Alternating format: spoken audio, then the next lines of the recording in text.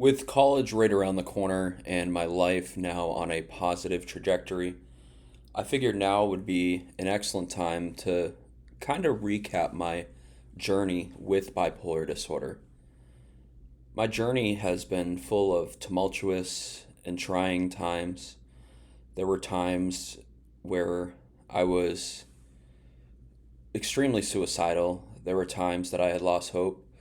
There were times where it had seemed like my life as I knew it was totally annihilated. It was completely over. I'm in a different situation now. I'm in a situation where I'm no longer suicidal. I no longer feel hopeless. In fact, I see the importance of never surrendering hope. And I just feel more ready than ever to get back into the swing of things.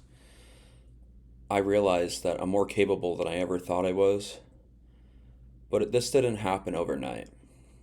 Bipolar disorder catches many people off guard. That's certainly what happened in my case. I was a junior in college at the University of Massachusetts Amherst. I was heavily involved in extracurriculars and clubs. I worked a full time job downtown at the Chamber of Commerce. I kept myself busy. I was assiduously focused on my studies. But over the course of that semester, things started to take a turn for the worse. More specifically, my mind started to go into a state of decline. I gradually lost control of my central command center.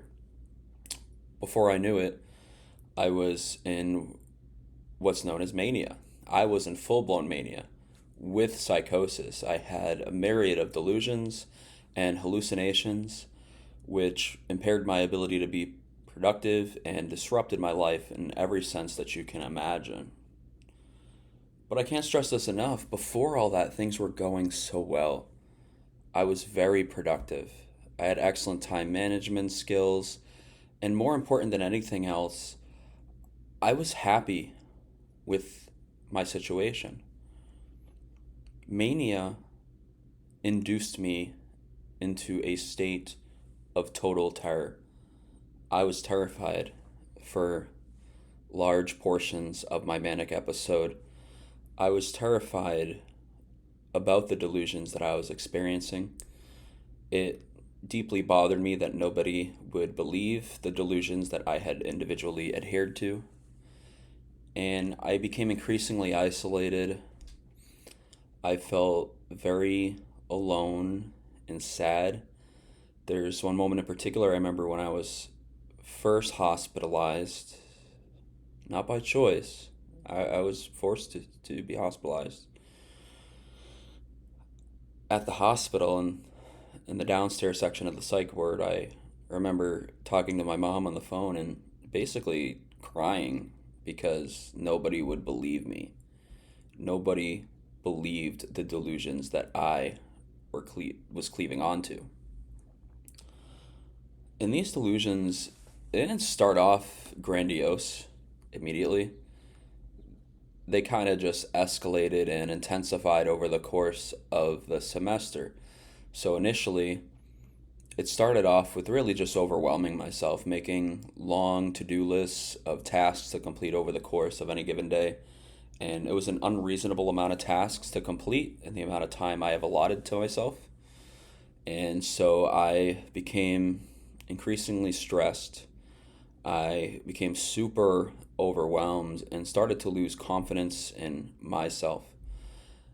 And then things took a turn. With the mania creeping in, I started to feel, I would describe it as this illusion of confidence. I felt like I was on top of the world. I felt like I was capable of doing anything and everything. And the task list only became larger and larger. I would never actually complete an entire task list because there were simply too many things to do, but I became fascinated with this idea of being busy at all times, and I neglected my sleep on a severe scale. There was one point during that semester where I was awake for as many as 5 days. And there's a saying that I like now, looking back in hindsight, is don't sleep on the importance of sleep. Sleep is crucial to our health and well being and to maintaining a sound and rational mind. I know that now. I knew that then. But during that state of mania, it impairs your judgment, it disrupts your discernment, it diminishes your ability to think rationally and to act rationally and make sound decisions. And so I was in this position where everything just escalated. Pretty soon I was in the backyard of my fraternity house making phone calls to people that didn't exist, and I heard voices. I would see things that were not actually there. And when I told other people about the delusions I had, they reacted with confusion, with fear, with anger. And these emotions triggered in myself anger, hopelessness, fear, a lot of the same things that they were experiencing. I was confused as to why they were confused. I was angry about the fact that they were angry. It really irked me that people would not believe me, that Nazis and communists were infiltrating the campus and there were going to be treason trials to take care of those responsible, and there was sexual assault going on inside of my college fraternity. None of this stuff was happening. None of this stuff was true. But in my mind, it was true. In my mind, it was the reality of what was taking place. And so, with these delusions I had, as you can imagine, my life quickly fell apart. I ended up losing my full time job due to basically just not showing up because I was so focused on projects relating to the fraternity and relating to my mission to stop the Nazis and communists that everything else in my life took a back step. Delusions were at the forefront. Everything else in my life, the things that were actually important in my life, were now all on the back burner. And there really was no telling how long this was going to go on for. And to this day, I feel extremely bad about the awkward social situations that I put my fraternity brothers in, because I was living in a frat house at the time, a fraternity house, and I would initiate these conversations that were just not grounded in reality. And I did so with the expectation that people would meet me on my terms and believe the things that I was saying. And nobody did. And I felt very betrayed. I felt very hurt. And to this day, I greatly regret it. It so bothers me that, these people who I had become so close to, that I was great friends with, that I basically terminated those relationships with my own craziness. But this craziness was real to me. It didn't seem crazy to me at all, the beliefs that I had. They were self-evident truths in my mind. And so, awkward social encounter after awkward social encounter, I slowly deteriorated the relationships with the members of my fraternity, and everyone kind of started to distance themselves from me. And I don't attribute or assign any blame to them for that, because we're all 20-year-old somethings, and not everyone is well versed in the world of mental health and what to do when dealing with somebody who's going through a mental health crisis, as I was. So it's not like I had this expectation that they would have known what to do. Or to this day, I'm not even sure what exactly would have helped, what others could have done. I do get this question sometimes of what can I do to help someone who's manic, and there is no perfect answer to that question, because when someone's manic and experiencing delusions, you don't want to confirm their delusions, but at the same time, you don't want to strongly oppose what they're saying either, because in both instances, you're either confirming their delusions and kind of making them more susceptible to the crazy things that they're feeling, the crazy ideas that they're thinking of, But then on the other hand, if you strongly oppose what they're saying, you're likely to trigger anger and possibly even violence in some cases. So, I would say that if I could change one thing going back to my manic episode is I wish I had gotten true help, beneficial help, because the help that I got at that hospitalization was not beneficial. I remember when I was hospitalized, it was for 5 days. I was what's called Section 12. You're forced into a psych ward against your will. I was taken by ambulance. I was at the campus pond at midnight. And I had uttered my intentions to multiple others, my plans to commit suicide. And so the police showed up, and then paramedics showed up, and I was very fortunate that the police officers in this situation were understanding of the fact that I was dealing with some type of mental health issue. They weren't aggressive or overly assertive and demanding. They kind of prodded me along into getting into the ambulance. They were very gentle in the way they did so. And I'm grateful for that, because if I had been violent, then I could have been facing assault and battery charges on a cop or something. So I do remember that moment. I called for backup. I called MI6 like I was talking to them.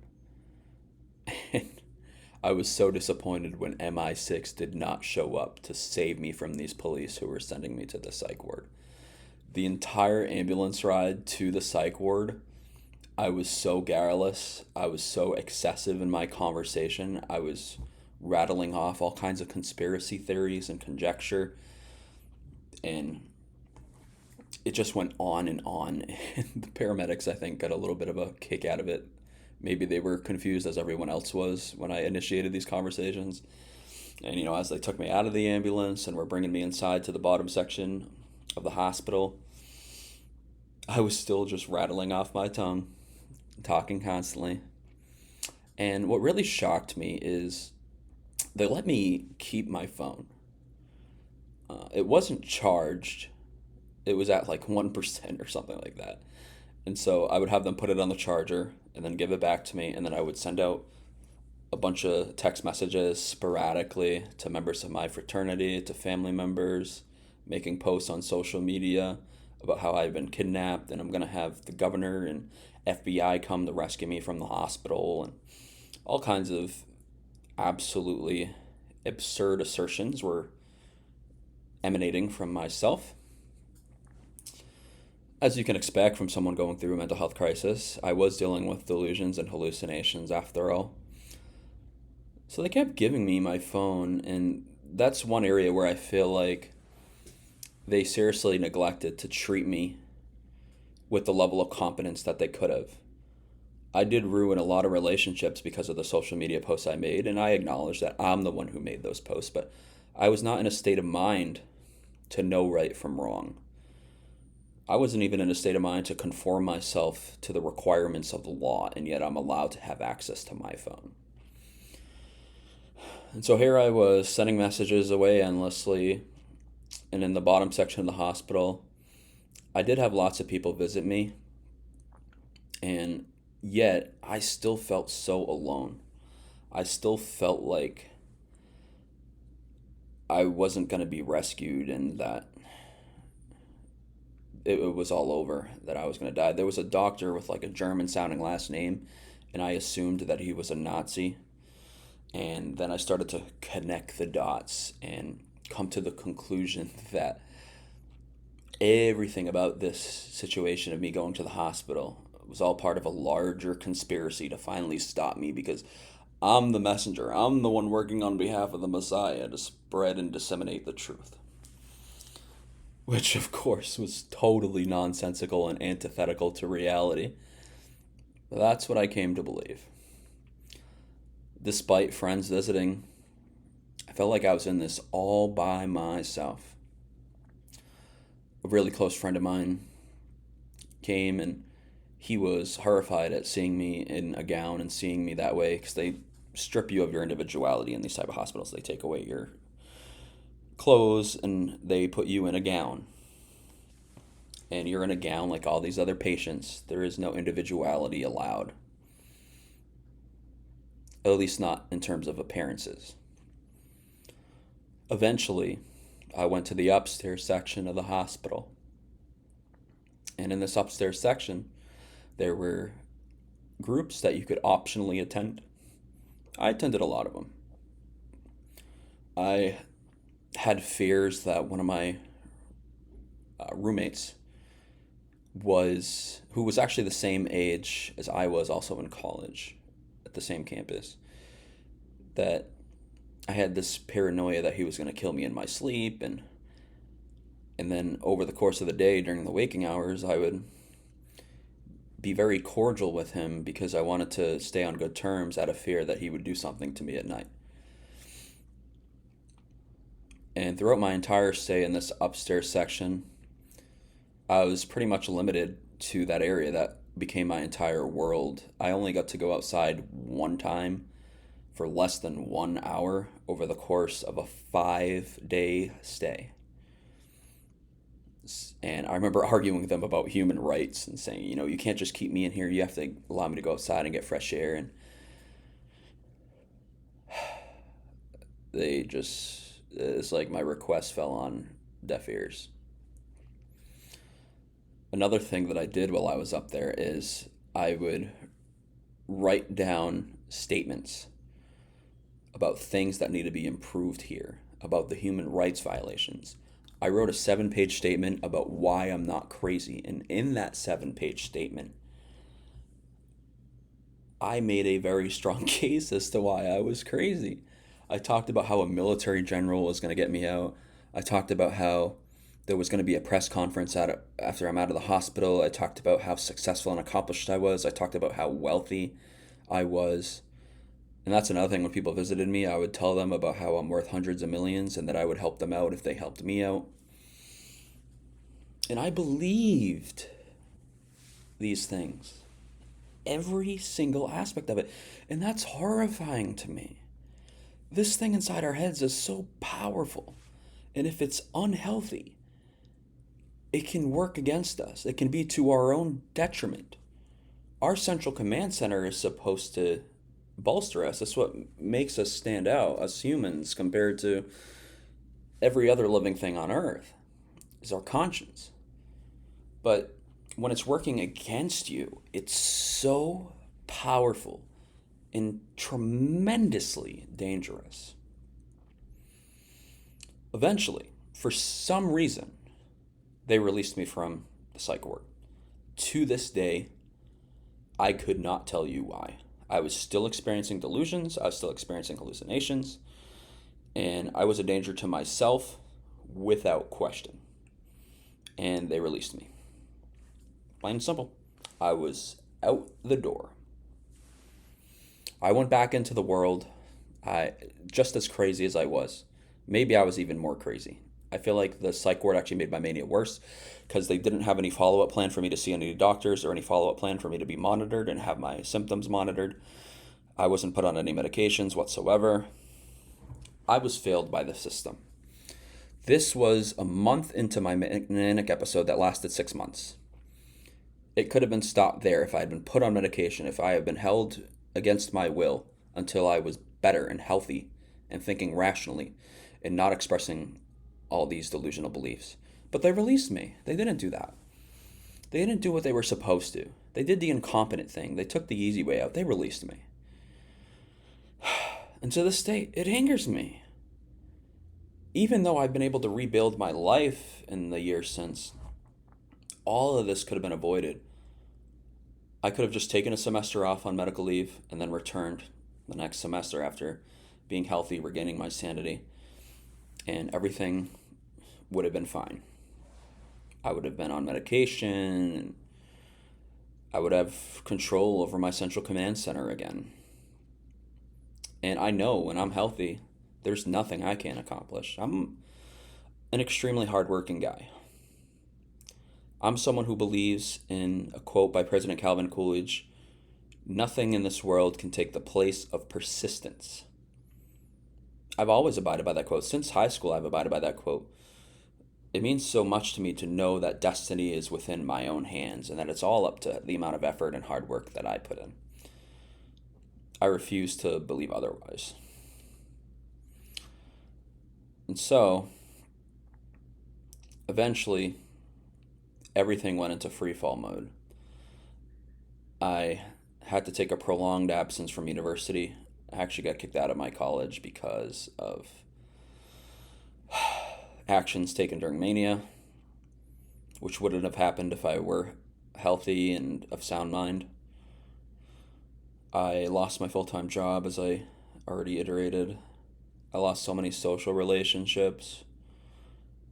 And so now we go into the rebuilding phase. I went to a partial hospitalization program, and that program was so much better than the actual forced hospitalization I was in. At the partial hospitalization, they put me on medications. They helped me understand my symptoms. They helped me understand what mania and bipolar disorder were. We did all kinds of exercises that kind of restored my cognitive function in some sense and allowed me to think in more positive terms. I was no longer catastrophizing. I was thinking rationally within a few weeks after leaving the program because the medication they had put me on was so effective. I didn't even complete the program. It was supposed to be like a 2-week program, and I only went for like 7 days, but they put me on medication, and that was a game changer. The medication I was put on, Abilify, pulled me out of the depths of mania. Oh, I'm getting a phone call, just a moment.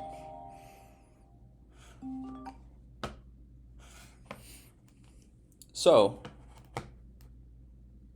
let me just put this on silent real quick. Some kind of spam call. I get these a lot. Okay. I was put on medication, regained control of my sanity, now had control of my central command center again. And then this is when everything hit me hard. I started to realize, I had an epiphany moment that all these things I had believed were false. All these things I had said and done, the embarrassment, fear, and shame started to kick in. How could I say that to this person? How could I do this? I can't believe I was telling these people I was going to commit suicide in the campus pond, and I can't believe I called MI6 on the officers, and I can't believe what I told this hospital staff member. I can't believe I thought that doctor was a Nazi, and I can't believe I wrote 7-page statements talking about how not crazy I am while making the case for how crazy I am. It all hit me like a Mack truck, right? I lost sleep a great deal. For a year and a half, got very little sleep. Started to accumulate weight, in large part because I think the medications I was on, a lot of them had light to moderate weight gain listed as a side effect. And before I knew it, I was in the 300s for pounds. At the end of my mania, I was like 180. And at my peak weight, after starting medications, I reached like 354. And I'm now at about 320. I've gotten some of the pounds off, but man, do I still have a long road ahead of me. So I'm in a position now where things have taken a positive turn, though, and it's because I followed this philosophy of small steps become large steps. I started going outside bit by bit, small incremental amounts. And then I started extending the time periods I went outside. And then I started going to Alcohol Anonymous meetings. And then I started attending virtual support group meetings online through the National Alliance for Mental Illness and the Depression Bipolar Support Alliance. And I started making contact with friends who I had embarrassed myself to during my manic episode. And I started rebuilding relationships with family members. And step by step, I rebuilt my life. I was able to absolve myself from the financial damage that I had suffered as a result, which I talk about in other videos. I'll spare you that here because it's kind of a boring conversation, but now I'm in a position where I'm going back to college. I'm Going to be at university again at a different school. It's a new opportunity to prove myself, to prove to myself that when I'm healthy, anything is possible. I've proven it before, and I know I'll prove it again. But I still need some convincing because there's always that fear lurking behind the scenes of, what if I have another manic episode and then another depressive episode that follows? What if I gain another 200 pounds and this time I'm 500 pounds? Scary stuff. But I'm working on losing the weight. I'm working on finishing my education, and I want to go to law school to become a lawyer. I haven't exactly decided which field I want to work in, but I have a general idea of what I'd like to do. I already ordered prep books and everything, and now I'm so forward thinking compared to where I was. During my manic episode, I was suicidal because people didn't believe anything I said and because I felt alone. During my depressive episode, I felt suicidal because I was embarrassed and ashamed of the things I did to other people and to myself. And now I'm not suicidal. I'm forward thinking. I have goals. And I'm on a path to where those goals are extremely attainable and within reach. So I want to conclude this video simply stressing my bipolar journey was full of tumultuous and trying times, but these times of turbulence have transformed me into a stronger, more resilient person. And I truly believe that there's nothing that can stop me now. I truly believe that the path ahead of me is going to be one of success. And I'm just so grateful to be alive today. And I'm grateful to have this community of you all. It means the world to me when y'all watch and leave comments and share your own stories or talk about how you resonate with my story.